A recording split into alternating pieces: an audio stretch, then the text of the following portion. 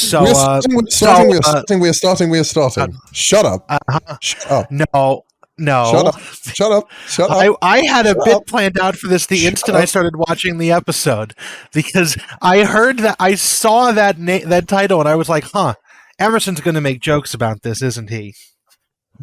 I actually have no jokes about the title yet. Really? A title called No Stars for Naughty Boys. I heard it in your voice in my head when I saw it. Do you want me to say the title now to sort of fulfill your fantasy? It's not a fantasy. It was like a prophecy of doom. But shall I fulfill that side of the prophecy then? Yes. No stars for naughty boys. Yes, exactly. That I knew you were going to do that.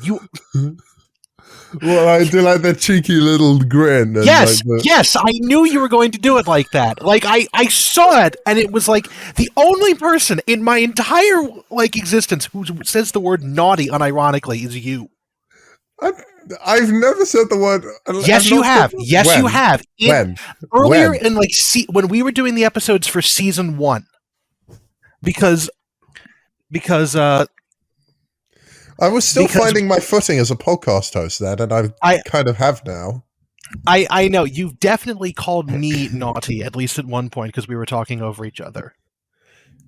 You're a naughty boy. Oh God! Do you want me to say it again? No. Do you want me to say it in like a really homoerotic voice? I will end this episode after 1 minute and 37 seconds, Emerson. Try me, you fucking weasel.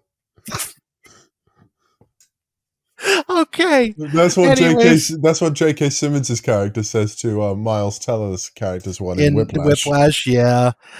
So, you fucking weasel.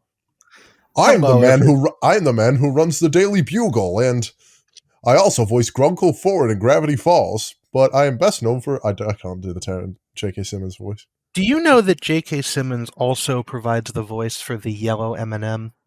I did know that, actually. He does. I guess he just does that. He likes doing that, but... what does J.K. stand for? Just kidding. I don't know. Is that what the J.K. and J.K. Rowling also stands for?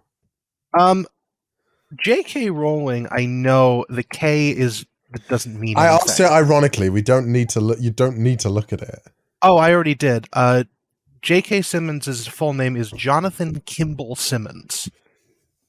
Do you know what I have to say to you doing all that research? No. No stars for naughty boys. I will say, if you type JK into Wikipedia, his name is like one of the first results. I mean... So... I feel ashamed of myself for just doing that. I'm just going to say all that throughout the episode and just laugh at myself as I do it. Oh, good. We have a running gag, just like this episode did. So when we came up with when I came up with the Alex horn. Mm-hmm. Yeah. We can call this episode Joe's self-fulfilling prophecy. Mm. Also, I should just say there is a chance this episode might not come out on Thursday, at least Thursday morning. Okay. Just because Wednesday is quite busy. If it does, surprise. If it doesn't, it'll probably be out Friday or Saturday. But that's okay. I didn't put up the YouTube episode until Sunday night. No offense, Joe, but I don't think many people watch the YouTube videos. No, we have not. I actually have started referencing that in the episode descriptions. Because YouTube videos don't work as a digital form, as a podcast form. They do for some of them, just not this one. If they were video podcasts, then yeah, because then we'd have our added expression. When we do the inevitable video episode, that will definitely go on YouTube. Yeah, and no one will watch it because we only have like 17 subscribers on YouTube. But should we do the thing where you like when you upload this episode to YouTube? Like, do the thing where, like, obnoxious YouTubers, it's like, stop the video and say, you have got 5 seconds to subscribe. 5, 4, 3, 2, 1. I want to apologize to our listeners at home for Emerson, just in general, but also specifically for that. Anyways, Joe has to keep me on a lead in his back garden to stop me barking. Okay. Anyways, I'm hello recording this everybody. from the rate pissing. I'm recording this from Joe's back on, and it is pissing it down with rain. Motherfucker, you have been bitching about not coming over the Atlantic, and you tie yourself up in my back acres, and you won't tell me. Oh, We have also where in the garden? We have like 10 acres. oh well. Well, I came over today, and you wouldn't give me any stars for coming over. You said. Uh huh. This is going to be What did you really. say? What did you say, Joe? I said, why the fuck am I picking you up from the airport? Don't you know how to drive? No, I can't drive. I Anyway, know. episode 7. Dare I say the title again? No, I'll say it. Also, hello everyone. This is your Time Starts Now, a Taskmaster podcast. We talk about Taskmaster and also ourselves. I'm Joe. He's Emerson. This is season 4, episode 7. No stars for naughty boys. And Hey, he said it. we are joined once again by the perennial cast of Taskmaster: Greg Davies as the Taskmaster, Alex Horn as the assistant, Little and Alex then Horn to you. little Alex Horn, indeed. And Little then we are Alex all. Horn! That is so Sorry, loud. I'm really hyper. I'm really hyper today. I don't know why. I asked you about your energy levels, and you said they were good. I assumed that You that asked you me were that. just going. You asked me that question about 4 hours ago. Yes, yes, I did. Anyways, here I thought I was going to be the Mannequin, but I guess not. This I is mean, going to who be a. knows? My energy levels might drop, and it'll be a This is game go. of two. This podcast will be a game of two halves. This will be a fun episode. That would be a great title, a game of two halves. But anyways, we are joined by our seasonal contestants, since Hugh Dennis, Laliana Fope, Joe Lyset, Mel Gedroich, and Noel Fielding. This is the second to last episode of the series, Yeah. and The of first this, ever and episode 7 in Taskmaster history. yes, the seasons do get a little bit longer as time goes on, which I would It's just like to note that we have spent like since October in just season 4. Yeah, So well, it's an 8-episode series, and we release these episodes once weekly, with the yep, exception of last week. with the exception of when we don't. Yeah, We should just we did release 2 episodes in 1 week at one point. I think when that was we your decision, not that mine. was my decision, and I'm happy we did That it was because that we was season released 2. the series 2 first episode on the 5-year anniversary of the original episode. We did, and then Anyway, yeah, and price the task. episode. Well, first we have to get to some banter, which also brings up the title of this episode and the running gag in both the actual episode and this podcast, probably, which is that Greg, after saying it is the penultimate episode of season 4, asks Alex if he has a new job lined up. Alex said that he assumed that this was going to be a permanent position. Greg said no. No. Alex then responds that he could possibly become a tour guide and produces a name tag that has stars on it. This has to be some kind of pre-planned bit. I don't think they expected it to have the legs it did, but there is a name tag with Alex's name on it, and it has 2 little stick-on stars on it. And Greg looks at it and then immediately takes them off because he doesn't want Alex to get too big for him to think that he's actually worth something. This will be a running joke throughout the episode. Alex will do something. He will produce a book of little stick-on stars, which makes me think that there's actually a bit of planning in this bit, and then Greg will immediately take it away from him because, yeah. So that is a running gag throughout the entire episode. There are actually a couple running things throughout the episode, like the commercial break idents are all actually linked together and also linked with episodes of Taskmaster that we've seen and haven't seen yet. In this episode? Yeah, the commercial break idents. I was going to talk about them while they were in. I thought that was the one where I thought Alex was like rolling toilet paper across the floor for this one. He was, but that was linked to a couple When episodes ago when they had to make the art out of toilet paper. yeah, And I then do know also that when they come back, because the episode's broken into 4 parts. yeah. And so he makes the toilet paper roll up when it's to make the numbers like 2, 3, and 4 for each after commercial break. But when the show comes back, it's actually Alex lying on the floor having like a little stop motion video of a rubber duck like going along through his head and then continuing on, which is exactly what Bob Mortimer will do next season with a banana when asked to make a stop motion video. I mean, I think that was indirect foreshadowing. I thought you said that they were referencing They were referencing that because the toilet paper task was I from thought this season, no, and but then I thought you were referring to what they do for Champion of Champions. oh no, we haven't gotten to that yet.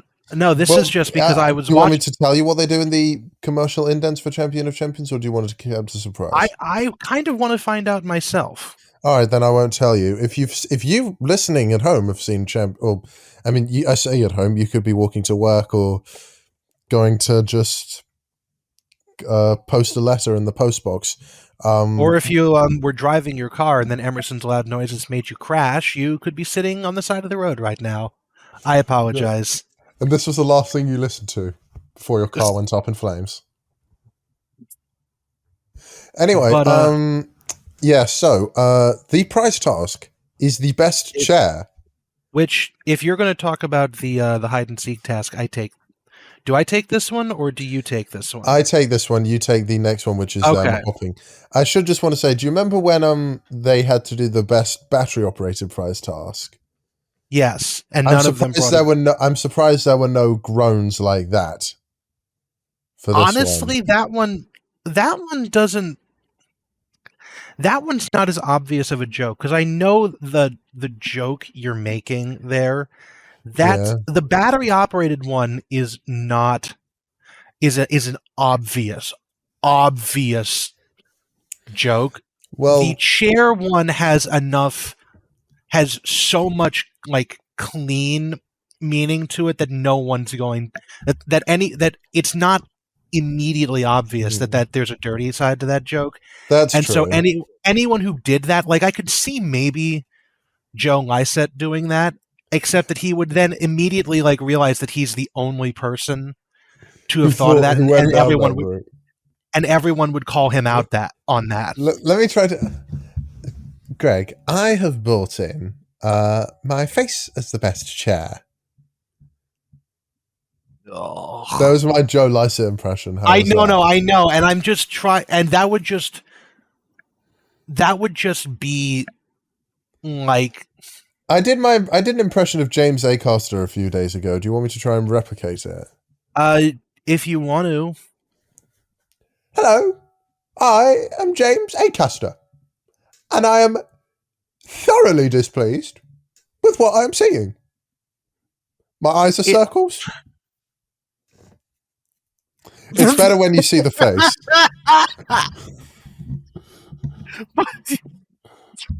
That's perfect. I hope we someday have James Acaster on this show so I can torture you by making him listen to that. Oh, as much as we hate to mention that podcast, I sent a question in. I remember telling you this in the very first episode. I said, they sent in that question. And James, I in the episode where Ed Gamble talks with James Acaster, my question, can we get a full rendition of Pants on a Stick, was asked. Oh, yeah. Anyway, sorry. Okay, make your point.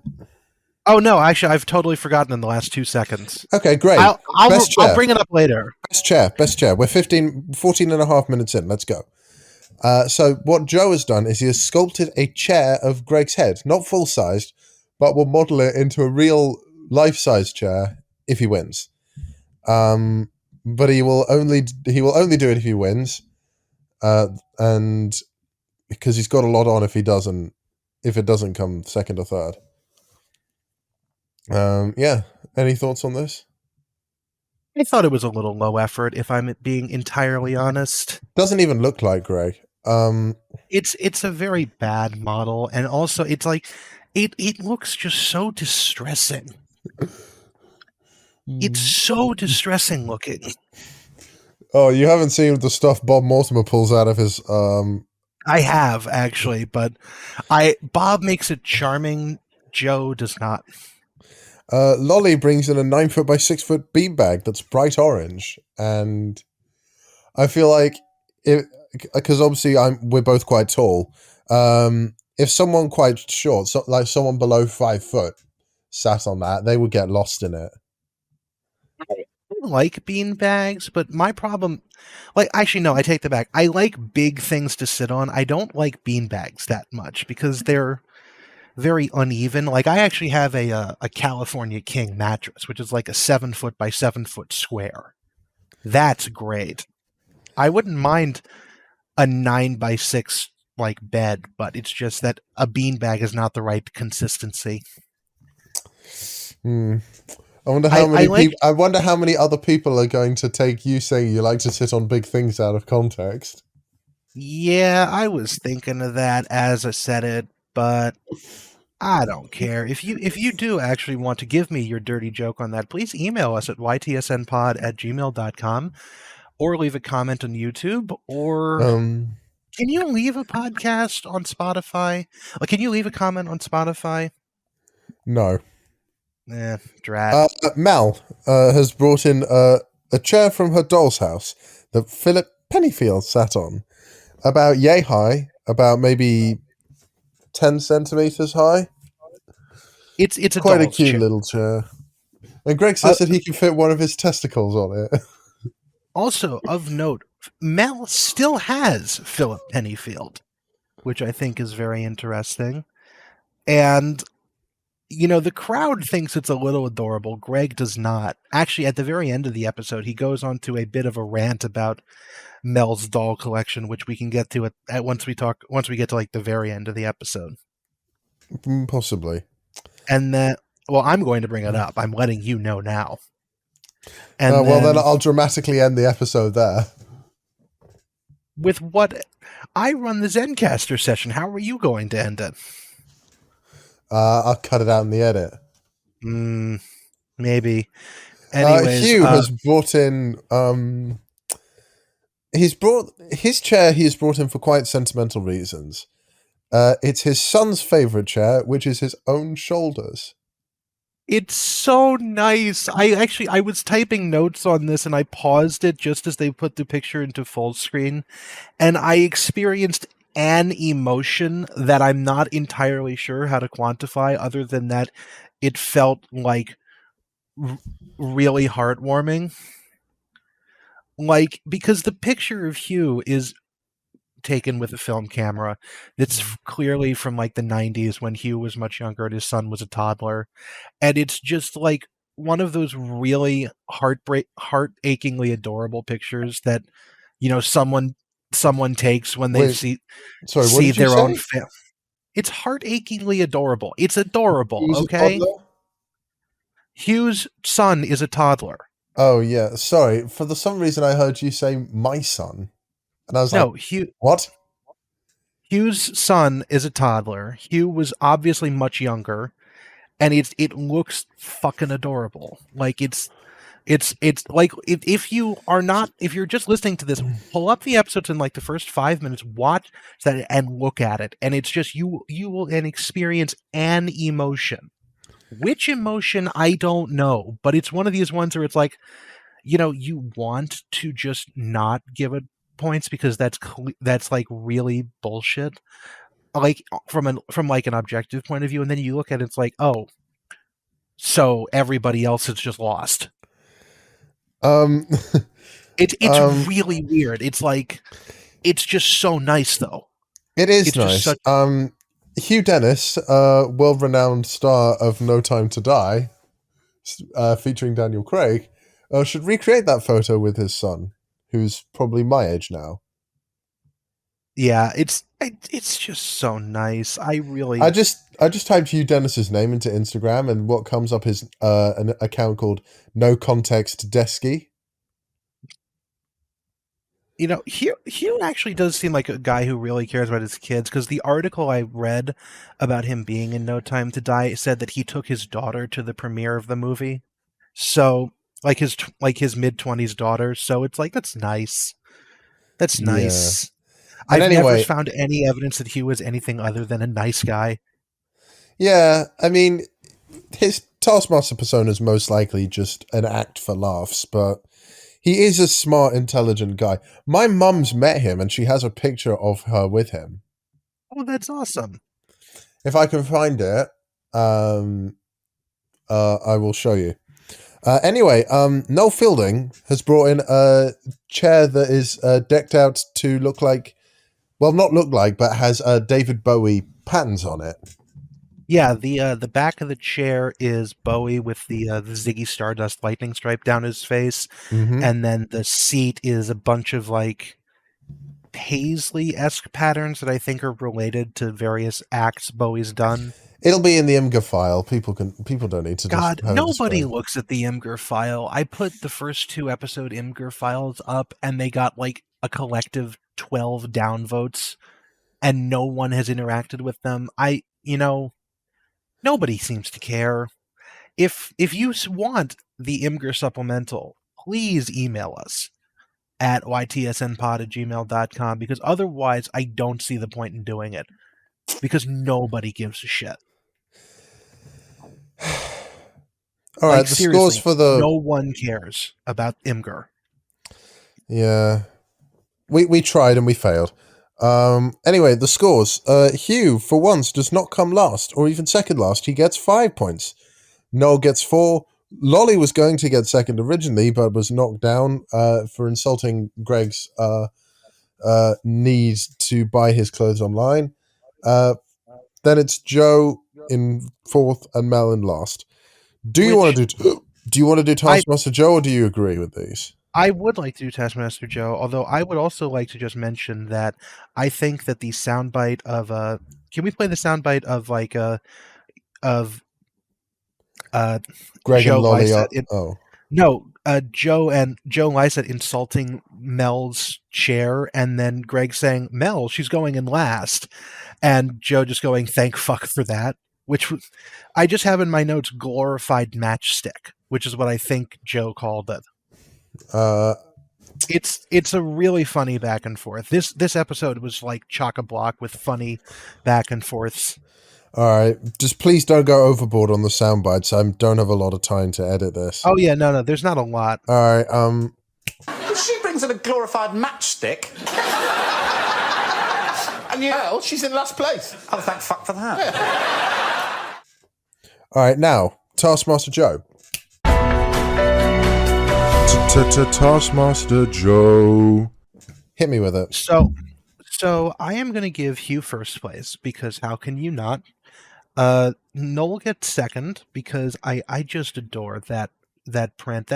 Like, if Hugh had brought in anything else, I would have put Nolan first. But Hugh's on an entirely different fucking level here.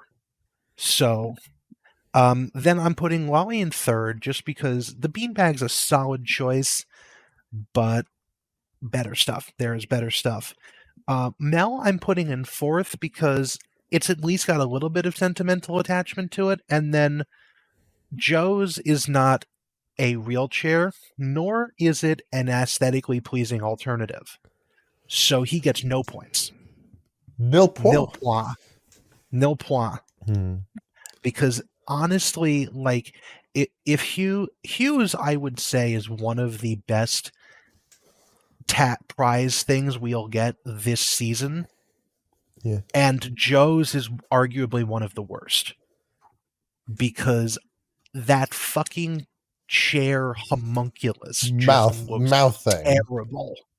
It's just awful. And there's no way that you can make it look good, even if you had like a professional team of artists do it, because you cannot get around the fact that you are sitting in someone's mouth.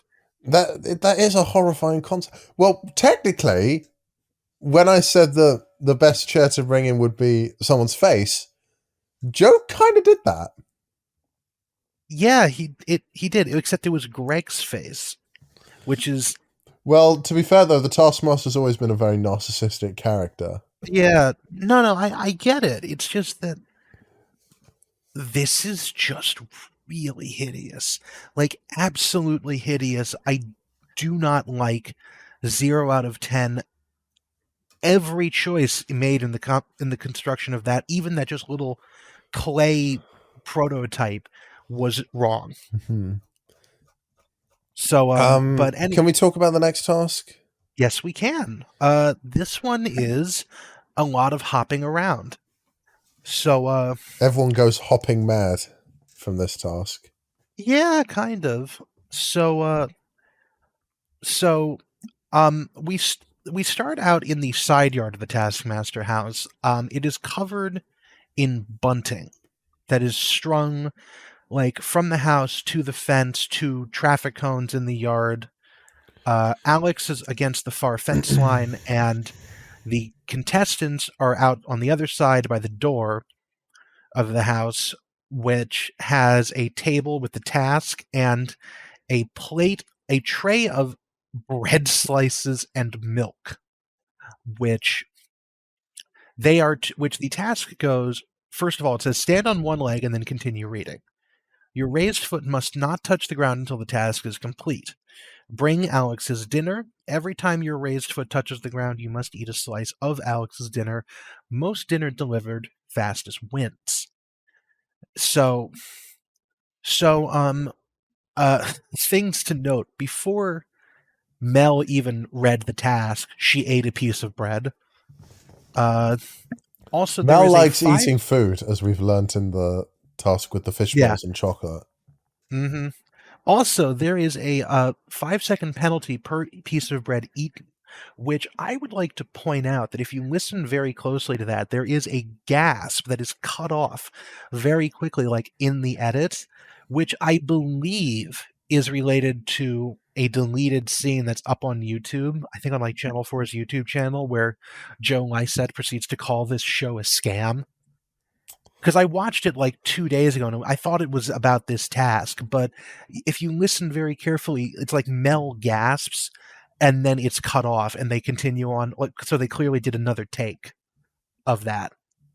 I didn't But I notice just sort that. of, God, I can't remember, and I don't want to have to go find it. But Sorry, but there's I'm not including a soundbite of that. no. I'm putting my You foot don't down have on that right now. you don't have to. I think it's if you want to listen to it on your own, audience. I think it's Joe Lycett saying that this show is an absolute scam. There's a clip of the deleted scene somewhere on YouTube because I saw it like literally last week and I just can't remember where. But I think that's what this is. And then anyways, to start off with, they show Mel, Lolly, and Joe all together. They all put their feet down a lot. There is a lot of bread also, eaten. Joe's thrift shop coat returns. Yes, Joe's big Macklemore coat does make a return. A lot You of bread saying is that eaten. Macklemore should collaborate with McDonald's and they have a burger called the Big Macklemore. Yeah, that would actually be a really good. That would actually be a really good one. Really? Or are you being? Shut up! That was my phone. That Sorry. would be a really good joke. But I'm not sure if Macklemore would go for that. He seems like the kind of guy who would be much more in support of small businesses. I mean, yeah, the video's not called Thrift Shop for a reason.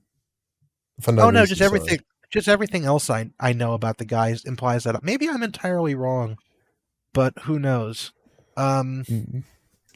Anyways, where was I? Yes, a lot of bread is eaten. Interesting thing, there's really not a lot to say about these three because imagine 3 people holding a tray of milk and bread as they try and hop on one foot around an obstacle course. That's basically what they were doing. They didn't do it very well. They all had to put their feet down a lot. only thing to note is that Lolly waited until the end of the course to actually eat the bread, which meant that there's a great clip of her standing next to Alex furiously chewing white sandwich bread, just trying to eat it, and it's just it is they must have bought the blandest white bread possible, and she is not having a fun time. Nope, she is not. Interestingly enough, so Lolly eats 6 slices altogether, which is even more rough all at once. But interestingly enough, we don't actually know how long she took, other than that hers was the slowest time, because it seems like Alex is going to say what her time was, and then he just goes off and mentions that she started sliding her foot to avoid having to take it off the ground, and then he just didn't finish the saying how long her time was, other than that hers was the slowest. After that, we get Mel, 2 minutes 25 with 5 slices, and then Joe gets 1 minute 41 with 4 slices. Then we go to commercial, which I just really like. Greg gave a generic commercial break bit where he says, "This is part 1, part 2, part 3, part 4," in order just to be funny. And then when they come back from commercial, he says, "These people are." What does he say? He says something about them not having a I don't giving know. them. No, he says they're giving away their chairs so they will all be stand-ups. Oh yeah, that's what he said. That's a really good. That is a good line, yeah. If you have time in the edit, can you put that soundbite in? But if you probably don't, I understand. And then back to the task. Hugh reads the task, hops away, and gets a pair of scissors from the house, which he doesn't say anything else for the entirety of the task other than scissors please. I love that line. Scissors, please. He takes a much less direct approach. He immediately cuts down all the bunting, then hops back, then gets the bread and hops it over to Alex. No slices eaten, and 1 minute 48 to do. All of that. This is the 12th time so far in Taskmaster that Hugh has used a blade, according to Alex. Finally, we get the Goth Crow, who is apparently part flamingo. Because how many birds is Noel fielding? All of them. He certainly wears enough feathers. So Noel is flamingo at the top. Flamingo at the bottom. Flamingo at the bottom, sorry. Crow at the top. His arms are... Well, he's wearing a yellow boiler suit, so maybe he's a mixture of a canary and a raven? I don't know. But anyways, Noel... He could be Big Bird on Sesame Street. He could. Noel acrobats his way through the bunting. He manages to just go around or over or under everything without putting his foot down once. Does it in high-heeled boots. 46.1 seconds and 1 slice consumed, which leaves us at the end of the episode with Noel. Noel getting the most points, then Hugh, then Joe, then Mel, then Lolly, and leaving Hugh and Noel tied with 9 points for the score at told. Okay. Do you want to? You can't really do Taskmaster Joe for this, can you? No. Actually, I just want to look at these. There aren't a lot of subjective tasks in this episode. They're all there are a couple. It's really this one. 50% of them are objective. The only subjective ones are the prize task, the handshake task, and to an extent, the live task. Yeah. And you can tell because I was watching the episode late at night, and I was exhausted by the time we got to the task 4 and the live task. So I was like, "Oh fuck, I don't know what I want to score these with."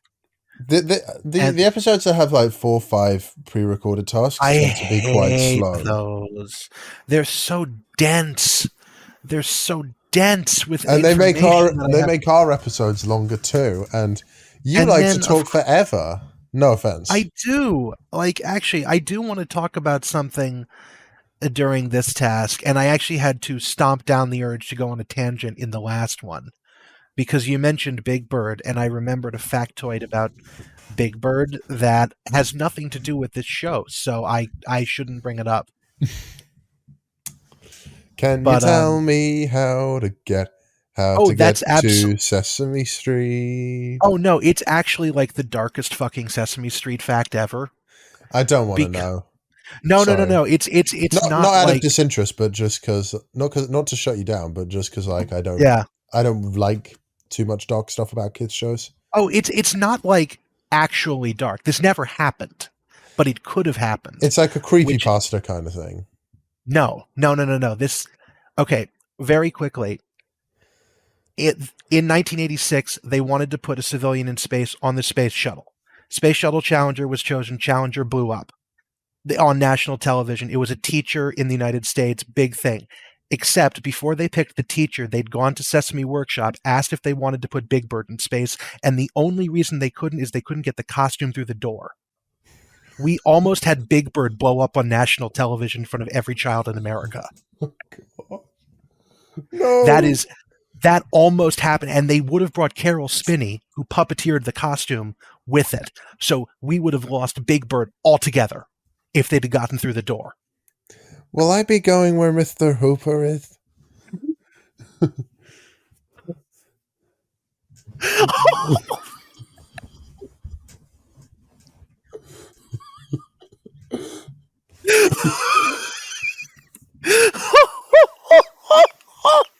Holy shit!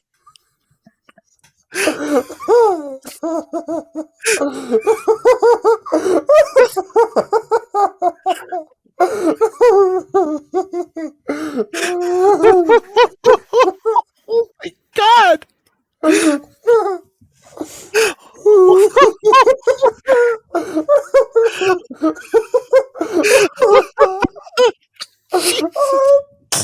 Christ! Oh, God! You know the funniest part is they don't even show Sesame Street in this country.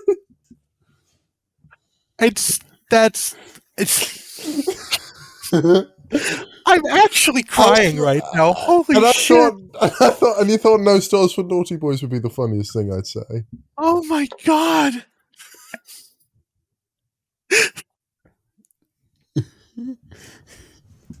I can't wait to hear how long you. Was it because it was a good impression, or because of what I said, or both? It's what you said. I didn't even register the impression. Holy shit! Was that darker than what you said? That was much darker than what I said. That was amazing. Oh my God! Amazing in what way? Like. Amazing that I thought of it. Amazing that I. Yes to all of that. Holy shit, that was great. I almost want that to be the title of the episode and just to let. What? That is the title of the episode. Hi, Mr. Hooper. That's the episode title. God. Oh my God. Is that the hardest you've ever laughed? Is that the hardest I've ever laughed? I think we've come close though to the biggest laugh we've had on this show. I think I broke you harder in the ball gags episode, but not by much. Oh my God. That was great. Okay, we better get moving on. Oh, wow. Anyway, VT Task 2, hide from Alex in a game of hide and seek. Now, I have to say, I'd seen this task like because there's like a standalone YouTube video of just this task as they Yeah. tend to do, and I've watched that several times a lot because this is probably one of my favorite tasks of the series. I thought that it appeared a lot earlier in the series, like sometime before episode 4. But I'm actually quite surprised to learn it's in this one because this is the premise of quite an early task, if you think about it. What's the early task? Which one? No, this I don't know. Just a simple hide from Alex is such a simple concept for a task. Well, I think the thing in this one is it's hide from Alex. He has already started counting because Alex has already started counting from 100. Although I would like to say one thing about this, which is that when we first started doing this, I mentioned that there was a task that I basically had an idea for from the instant I saw it, and you didn't remember which episode it was, and I didn't know which one it was. It is this task because what in the banter when Greg and Alex are talking about this, Greg says something along the lines of, you know, I make Alex hide and then I go on vacation.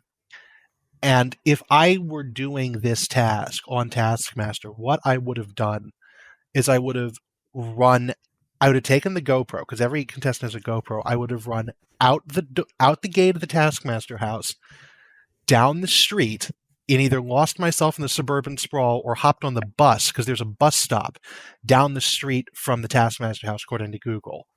And I would have tried to get as far into central London as I could to make Alex have to chase me.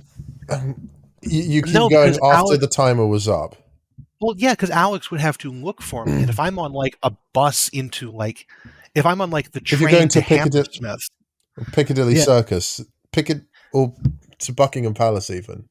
Yeah, I think the end goal of this would have to be a selfie of me standing in the Eurostar terminal in Paris and saying like, "Come find me." Oh no! I want to say this quickly before I talk about the What you should do is you should do that, but take a picture of yourself and edit it so you're in the most bizarre location. Sort of like what Lolly did, but like edit it so like you're on like the moon and there's dinosaurs. But my whole plan would be that I would just basically run from Alex and he'd have to like the show would basically end with like, shot of the Eiffel Tower, me sitting in front of the Eiffel Tower and Alex coming down the corner. It's like, I found you, and the timer is like such a big number that it doesn't fit on the screen anymore. That would be the end of that task. Fair enough. All right, so yeah, like Joe said, everyone has a GoPro. Alex has already started counting to 100 in the caravan. They've got to hide from him. Up first is Hugh and Joe. Now, I'll tell you, you'll find out why in a second, but I think that Hugh and Joe's tasks should have been played directly alongside each other. Like in split screen. That actually, that would have gone really well. I know some people have commented that before. This isn't an idea that's an exclusive to me, but I think that the reason being, so what Hugh does is he just sort of wanders around the house. He doesn't really stay anywhere too long. And he comes into the living room area after mistaking one of the cameraman following Alex for Alex himself, because his tactic was to just go where he couldn't. Alex wasn't. To go where Alex wasn't. And but then he runs into Alex in the living room, and the interaction between them is funny as hell because the cameras, the GoPro, Hugh's GoPro is like down below, so you can just see the bottom of his chin, and it's like, and you can just see like It reminds me of like when you leave class and to go to the toilet, and you see your friend from another class also going to the toilet. Just that sort of interaction. Yeah. Also, interesting thing about Hugh's task is that as he meanders around the house, you see bits of it that we haven't seen yet before. Like the lab is actually marked as the lab on the door because on the outside of the door, and then outside of it, they've got all the hard-sided Pelican cases for the camera crew's gear because they rent this place when it's for like to film. So it's very interesting seeing a little bit of behind the scenes stuff. And if you're really good with like mapping and stuff, you could probably get a bit of an internal layout. I know someone in the comments of this episode on YouTube was like, "It never occurred to me that the Taskmaster house was only one story." They apparently thought that that I some of the knew it rooms was were on one story. well, no, someone didn't know that it was one. It was only one story because apparently they thought it was like it had a second floor. If you've seen any of Taskmaster New Zealand, you'll see that the vicinity to record tasks is huge. Yeah, they Yeah. have a really They have a really they have a multi-story house. The house has got Yeah. like 2 stories and a whole field or something to sort Yeah. of do stuff in. And in fairness to the notoriously terrible Taskmaster USA, but they actually did have a fairly sizable like LA mansion that they rented for the filming purposes at that. It had like a pool and everything. It was a nice place. It was just the show was god awful. That's true. It's like when people say you can polish a turd, but it's still a turd. Mm-hmm. Anyway, Greg uses my favorite insult, at least from this series, on Hugh. He says, Literally, you are as stealthy as a cow. That's my personal favorite Greg Davies insult. It's know definitely a good one. It's definitely a good one. Hugh is paired up with Joe for the task viewings. So what Joe does is he hides at a head, like in the hedge. Yeah, he hides in like the hedge opposite the shed. And it's actually a really good hiding spot, which makes what he does when he gets caught really curious, because he hides there and then just he runs like to run. He runs like he's being chased by the police, basically. And Alex sees him and he points, but what I love is like Joe's only about 10-15 feet away from him when he starts running, but Alex is pointing as though he's seen Joe from like the other end of a football pitch. It's like it's like from the Invasion of the Body Snatchers, where they like point and like make the noise where they what Alex is doing, and he just sort of chases him around. I'm not entirely sure what you're referring to. It's an old horror movie. People are getting replaced by aliens. The aliens I have heard of the film. The aliens will like point and make a really high pitched noise whenever they see someone who isn't them. Anyway, the reason I think Joe and Hugh's videos should have been shown in split screen is because they both took the same amount of time, 1 minute 9 seconds. Yeah, it was not a long effort task. But if you thought that was short, then you should see what Noel Fielding does.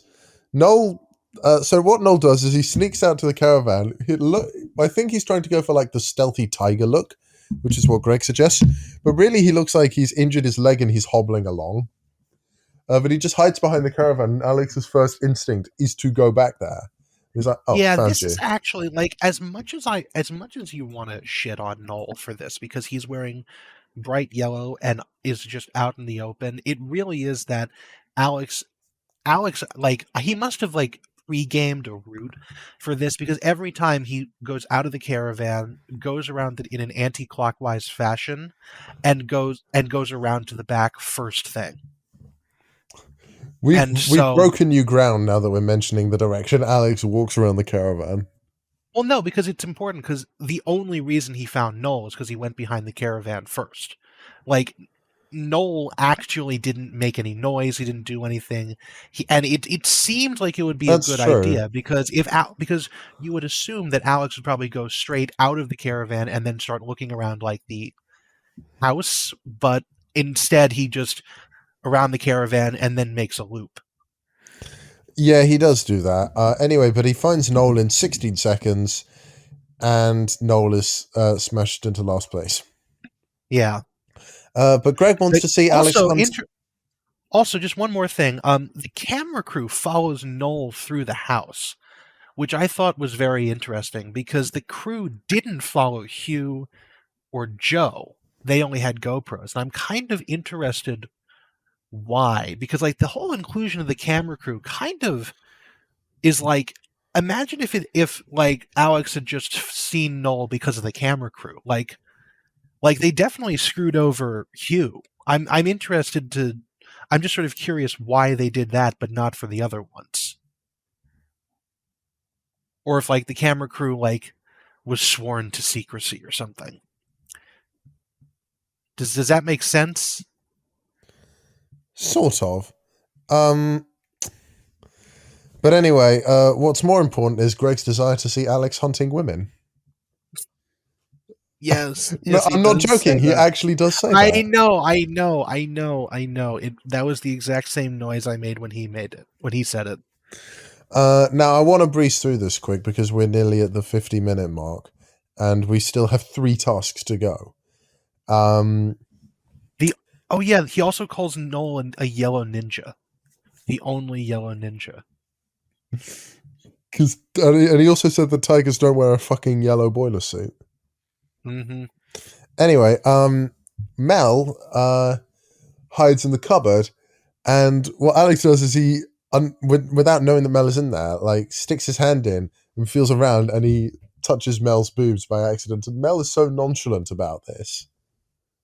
And Alex, meanwhile, is embarrassed for 3 days. Yeah, because when they're in the studio, Greg like holds Alex's hand and asks, "Did you accidentally feel Mel's boobs?" And Mel just casually turns to the audience and goes, "Yes, he did." And He found her after 2.5 minutes and felt embarrassed for 3 days. Poor Alex. mm-hmm. Lolly, meanwhile, hides in some like little nook in the bathroom. Is it behind a board or something? I could never really. I guess they must have had, because again, they're doing this for filming. They must have either moved something or put something on top, and so like there was a white board in the shower cubicle that Lolly just sort of hides behind. But yeah, I think that's what happens. But the point It's is, definitely in the shower. yeah, it's definitely in that vicinity. The point is, Alex cannot find her. For love or money. Yeah, he takes 23 minutes to find her, and in that time, she calls Alex. Should be noted that Alex's ringtone is the Taskmaster theme tune, as is appropriate, I think. And she says that she's in a crowded place with lots of people, and Alex asks to put someone else on. And Lolly does a Scottish accent and sends a picture of her wearing a different outfit at the beach. And then also apparently a photograph of her as a baby, which Greg jokes made her. She was trying to hide in time. I didn't know. I didn't catch the bit about being sent a baby. Was it the same picture that she'd shown for the prize task a few episodes It's ago? not shown on screen. Greg mentioned. Could it have it's been? mentioned. It's mentioned afterwards. Like you should just put up the sound bite here. I sent a photo of me on the beach, and I think maybe of one as me as a baby. That was confusing. That's been a battle, isn't it? You've hidden yourself in time. Anyway, 23 minutes it takes Alex to find Lolly. Means she wins. She wins by a country mile. Mel gets second, although it feels like it's slightly hollow second place because she was just much slower than quicker to find than Lolly. Then it's Hugh and Joe and the yellow ninja bringing up the rear. Hugh and Joe notably get joined third, and then Noel gets fifth. Well, they should. Well, yeah, that's what you do. Greg. That's what you do when you have. Well, I would have thought he would have given him joined fourth, but he didn't.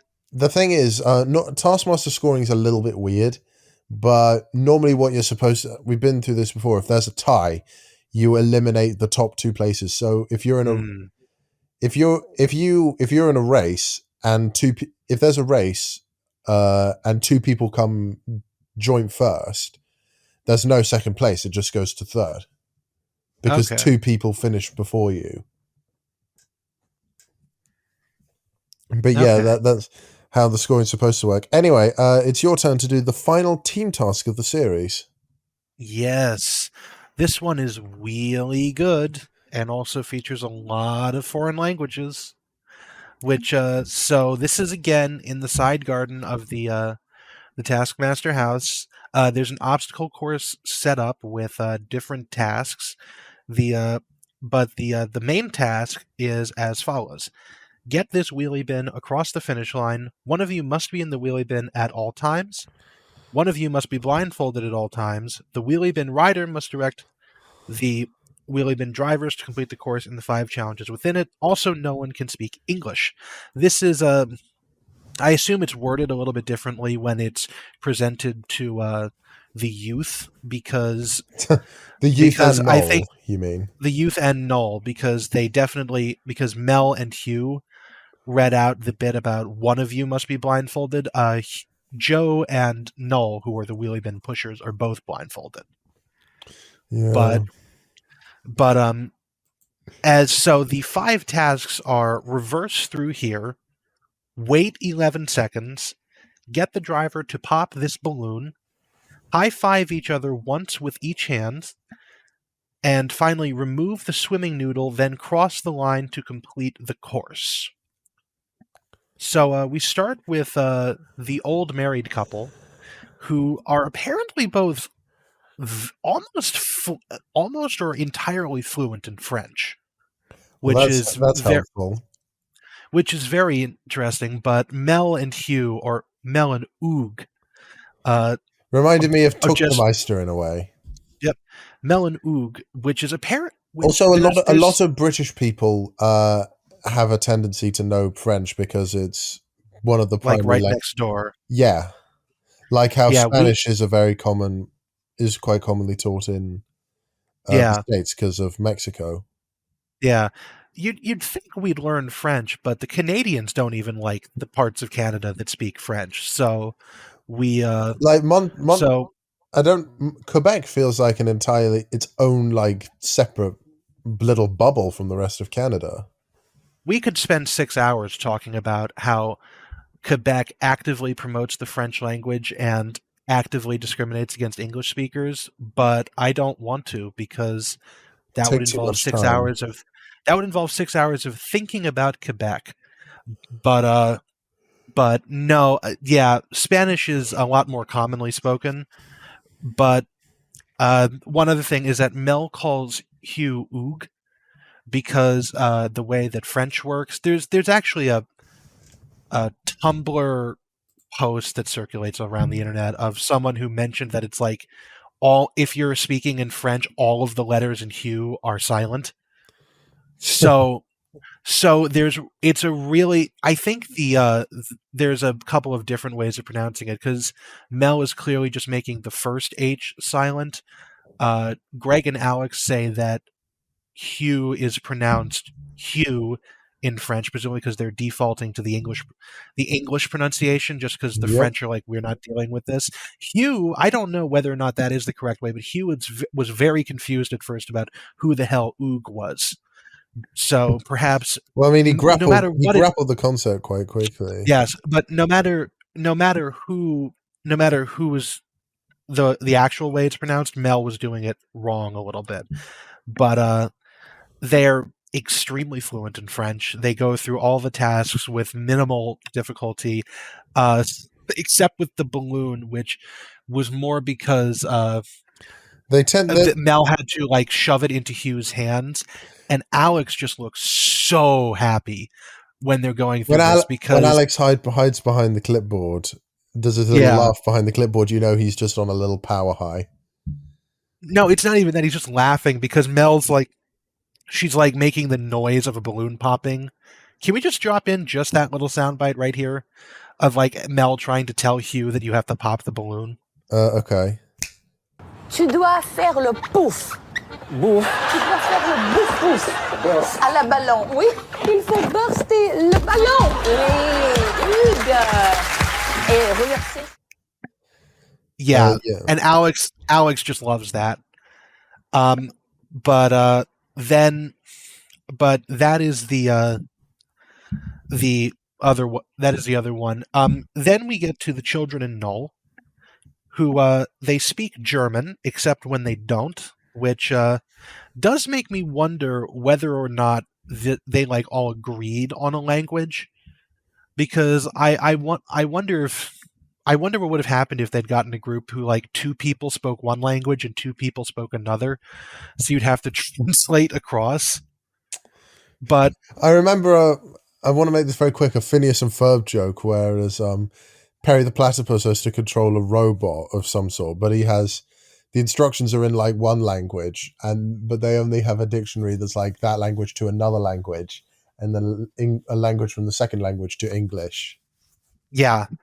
Oh, that joke is really common. There's one from an episode of The West Wing where they have to like translate across 3 languages to try and speak to a foreign diplomat, and then at the end of it, the diplomat he's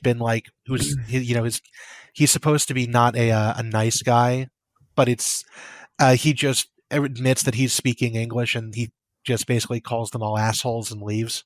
Like he speaks English the whole time. But yeah, they all speak German. They're all speaking in German, except when they're not, because Joe really does not speak German that well, apparently.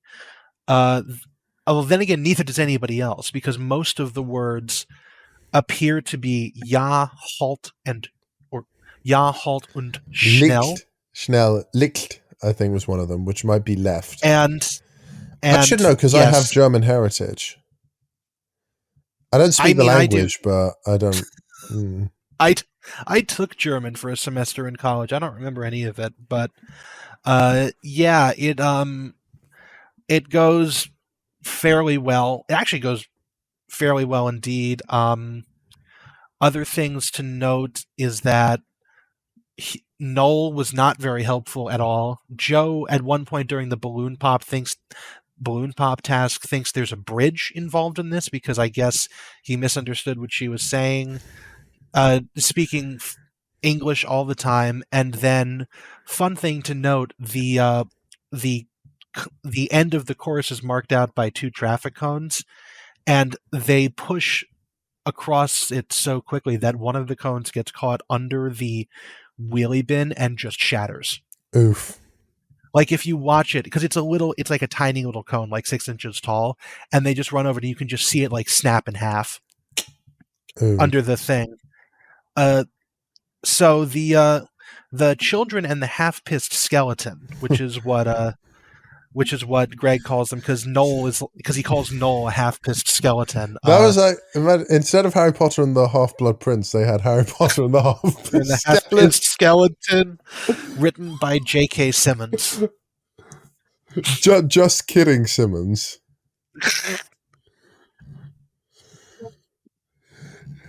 Will I go where Mr. Hooper is? Oh my God! I was wondering how we were going to make that joke come into this. Yeah, it's not funny. It's not as funny the second time. It's not as, we'd have to build up to it, but yeah. But interestingly, Harry, Hermione, and the half-pissed skeleton manage it in 6 minutes 3 seconds, as opposed to Mel and Oog's 6 minutes 39, which is very interesting. Although I will say that it did seem like Mel and Oog had a much better time than the youth and Noel did. True. So, but Greg cannot not award anyone any points he feels, so he gives 3 points to the young and 2 points to the old. So that is, I don't even know what the scores are at this point, but Hugh is still in the lead, I believe. I can just check real quick. Hugh is still in the lead by a single point. Yep.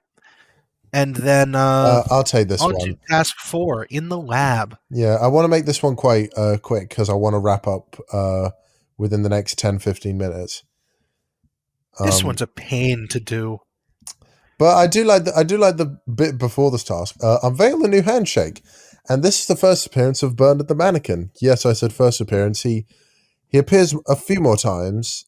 I know he appears in series 10. Can I ask a question?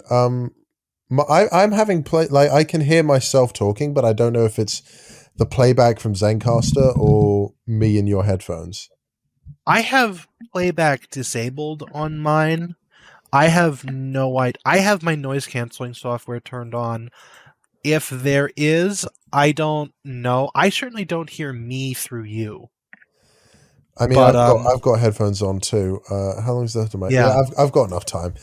Anyway, first appearance of Bernard the Mannequin.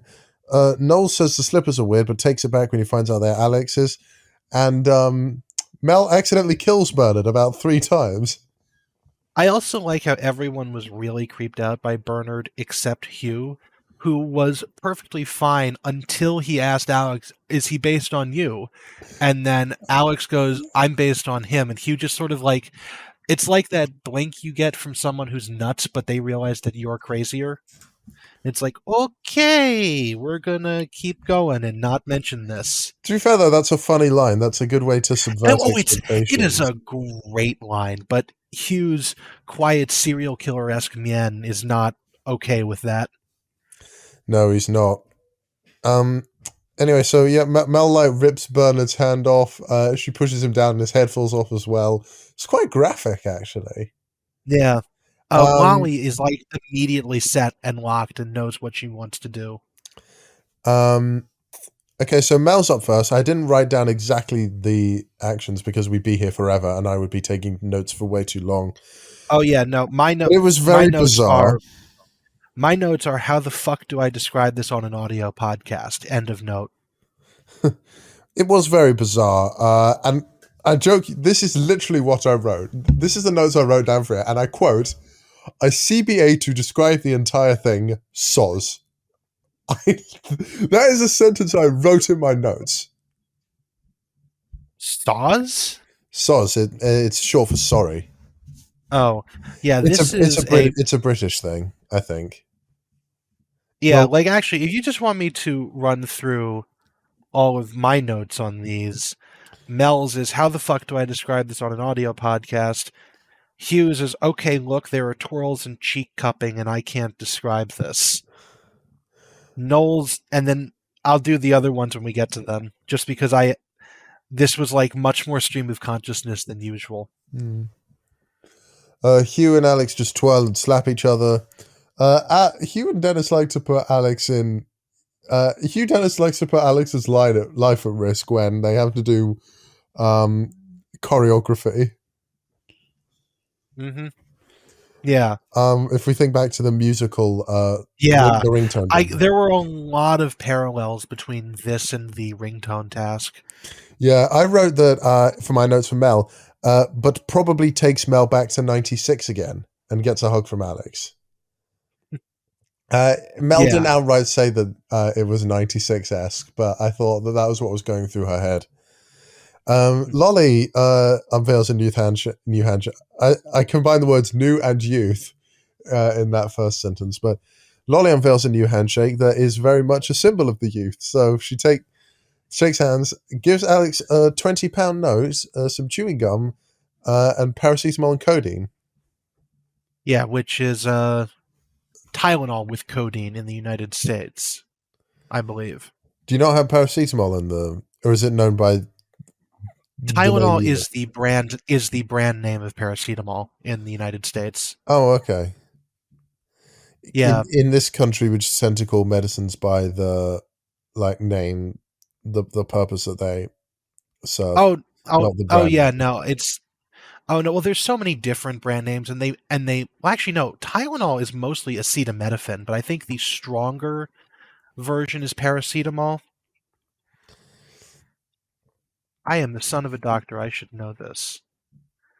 Yeah, paracetamol is known as acetaminophen in the United States. It's a different name.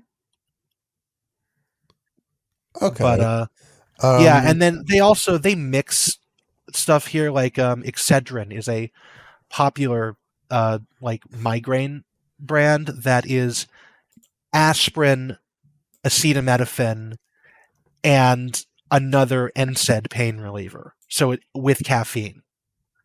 So it's like all the drugs. All the drugs. But Codeine specifically is, I think that's a you have to have a prescription for that in the United States. Fair. I mean, your healthcare isn't cheap. Well, no. Specifically because it's codeine. Codeine is, I think, like a Schedule 3, like it's a controlled substance. Okay, I'm not entirely sure of what codeine was, but It's a much stronger painkiller. It's like in Canada, it's known as Tylenol 3. right. Wow. So it's a much stronger. It's a much stronger one. Yeah, Tylenol codeine is a prescription opioid medicine. So it's you do need a prescription for that in the United States. Looks like we're on track to finish at normal time again. Anyway, Hey, I was worried about that. I was hoping we would take longer. I don't like short episodes. what Noel does a very interesting thing with his handshake. Oh, God. It's outside. He comes out of the cabin. Alex is blindfolded. He has a. I like to imagine that what Noel has done here is that he's ripped both of Bernard's hands off. He's put the gardening glove on one and taped a rod to it, which is what Alex is holding, and then he stuck the other one in his groin area. Yeah, my entire notes on this are as follows. Oh, there's so much going on here. Alex is in a wheelbarrow, a pole with a glove on the end. This is vaguely erotic. There is a hand in Noel's junk. It is not his hand. Oh, Furthermore, a note, this episode on YouTube aired on March 10th, 2020, which is Mario like 3 Day. days before. It's also like 3 days before the first COVID lockdowns started. And I was thinking about this. This is a very socially distanced handshake. I mean, Which it obviously didn't air for the first time on that. No. It's just, I think it's very interesting that, like, you know, the most socially distanced task we've seen in a task response we've seen in a while aired 3 days before COVID. Well, on YouTube, that is. In the Yeah. But actually, I think that's just when it was uploaded altogether. I mean, I never saw it that way, but my notes, poor Alex and poor Bernard. That's what my notes say. Joe and Alex, however, they just gently finger each other's palms for 3 minutes. Yeah, making Alex as uncomfortable as possible. Very disturbed. Alex is disturbed by the end of it. And then Joe leaves, and he takes Bernard with him. Mm-hmm. I mean, to be fair, I don't know. Actually, it's just like he can do what he wants. He's a grown man. It was Joe's was a very weird one. Do we want to do scores? Yeah. We could. Joe gets 5, Noel 4, Hugh, Lolly, and Mel all get 3 points each. Do you want to do Taskmaster Joe for this one? Yeah. I don't like any of these as like a handshake. Should we skip Taskmaster Joe or just move on? Play the theme very quickly very quickly, because I'll just. All right, I'll do my best. They all get 3rd place because I don't like any of these. Wow. I don't like any of these. I don't think that any of them are any better than the others.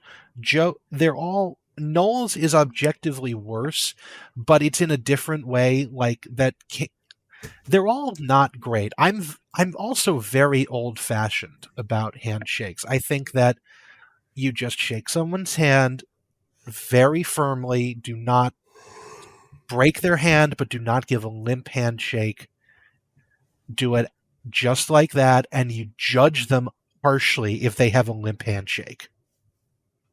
That's what you have to do. I'm very old-fashioned, like businessman sort of how I view handshakes. So I don't like new handshakes that are like, you know, you have to know a choreographed dance. Well, maybe these guys are trying to open secret clubs, and You need a handshake, Just- secret handshake to get in. Just know the fucking password, man. Just if you've got to get into a secret club, know the password. None of this handshake bullshit. Yeah, password would be better. I don't like, these elaborate handshakes. It's just me being old. Anyway, we have one task to go, and it's over to you, Joseph. Yes, the live task, which this is going to be the last soundbite I'm going to ask for. Can you play the soundbite of Alex saying what they have on the tables? I can just read it out. Oh, I was going to say, because I didn't write it down because Alex actually said it, and I thought it was, I was like, that's so helpful. I wrote it down. 10 bananas each, glue, stapler, some gaffer tape, and a chopping board. Yes. And actually, I believe it was 2 different kinds of tape, because they had white packaging tape and then gray duct tape. But because I saw at least 2 different kinds of tape. But anyways, the task is make the best and biggest all-round banana out of these bananas. You have 100 seconds, after which the Taskmaster will judge your banana. Things to note, Mel has entered the reading out the task pose before reading the task. And then this is the first time that I can think of that it is said specifically that the Taskmaster will judge your whatever it is, as opposed to make the best X best at thing wins. Like, you know what I'm trying to say? Vaguely. Yeah, like normally the task will say, normally the task would have said, make the best banana out of all of these bananas, best banana wins. This one specifically says, you have 100 seconds, after which the Taskmaster will judge your banana. It has never been phrased like that before, as far as I can tell. That's a fair observation. So, I just found that very interesting. I was like, hang on, that doesn't sound right. And so yeah, this is a very visual task. And even then, I was trying to write down what's going on, and you don't see a lot of stuff, but bananas were being taped together. Women are on the floor. People are making curves. Joe is taping bananas to a statue. Noel has made a long, and it's all a bunch of ridiculousness. At the end of the 100 seconds, we get it. And here is what is made. Noel has made a gigantic S-shaped banana, which is a banana, probably. Mel has made banunting, which we might have to play the soundbite just because it works better with Mel's accent. All right. The joke, because she has made bunting out of bananas, and a North American accent maybe it'll sound better. Shall I say it? Yes. Banunting. Yes. See, that's what it was. It's like banunting. No stars for naughty boys. Mm-hmm. And then Will I be with Mr. Will I be with Mr. Hooper again? The problem is that Big Bird would have exploded so suddenly that he would have just met Mr. Hooper all of a sudden and would have not realized that he was dead for at least 5 minutes. Mr. Hooper, you're here, and Dumbledore, and every character Sean Bean has ever played. Where's Dumbledore coming from in this? It's like, Mr. Hooper, what are you doing on this space shuttle? Big Bird, I have some bad news for you. No, he's just joined by David Bowie, Dumbledore, and every character played by Sean Bean. David Bowie was not dead in 1986. This was in 1986 the Challenger blew up. Whatever. Anyway. Jim Henson wasn't even dead yet. Joe made a banana out of gold pillars. Or something. Yes, Joe taped a banana to a giant yellow statue, says "big banana" in a really high-pitched voice, and says volunteers to peel it in just one specific spot. Lolly had peeled all of her bananas and stuck all the mushy bananas inside a big wad of tape with the banana peels outside, thus making an actual big banana. Can we please just put Hugh's soundbite right here for what he did? Because it's just perfect. All right, but this is the last soundbite. And This then is the last one. All right, and then we're wrapping it up. Yes. Yes. And then... Wait, hang on. Just a bit longer silence. It's just a big fucking banana. Okay, good. You can talk now. And then the worst... And then, of course, Greg has to decide, what are you going to pick for the worst banana? He's asked. Yes, Mel, and he says, like, do you think this is the worst banana? Yes, Mel, I do. And because he hates the benunting. Benunting? Benunting. That's just such a good audio bite. Then we've got... there's a three-way tie. Hugh, Joe, and Lolly. Yeah, for and the scores task- for this task, he puts Mel in 5th, Nolan 4th, Hugh 3rd, Joe 2nd, and Lolly 1st. It was 12:30 in the morning when I watched this. I did not give a shit about bananas.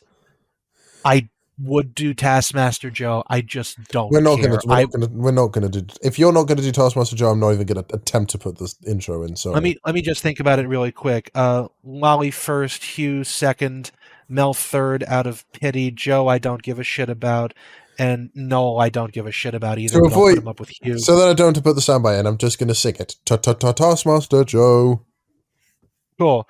Yeah, I'll put Hugh and Noel together in 2nd place. I don't give a shit. Now it's just bananas. All right, I'm going to do the tiebreaker real quick. So Hugh, Joe, and Lolly all have the same number of points, 20 points. The tiebreaker is to open a jar of mayonnaise covered in Vaseline. Joe wins because he did the task without even opening to read the task first. He predicted correctly what it was and did it with 0 seconds. So Joe Lysett wins all the chairs. Yes, and then Greg has a rant about about the Pennyfield family and Mel's dolls, which is really funny. And then at the end, Joe and Hugh go up to the stage because Hugh is technically a chair, so Joe has to sit on his lap. And then Greg and Alex make the faces of the horrible chair monster that Joe Lysett created. And that is the episode. I don't have anything else for this. Neither do I. I bet you it's late in England. You should go to bed. Yeah, it's nearly midnight, and I need to brush my teeth. Okay. Okay. Bye, folks. I've been Emerson. He's been Joe. And we've got one more episode of Series 4. Yep. Which is going to come out. Which is going to come out like a few days before Christmas, actually. Christmas Eve. Yeah. The night before Christmas. Or as some people started referring to it as Christmas Adam. We'll probably be taking a short break after that. Both because it's Christmas and because we've just been exhausted. When we'll be back, I don't know. Yeah. Okay. I don't think we need to announce it, but we didn't announce. Well, we did announce No Time to Fell Ducks, but that came back without any real fanfare and just everyone jumped on it. Yep. Anyway, ciao. Ciao. Goodbye.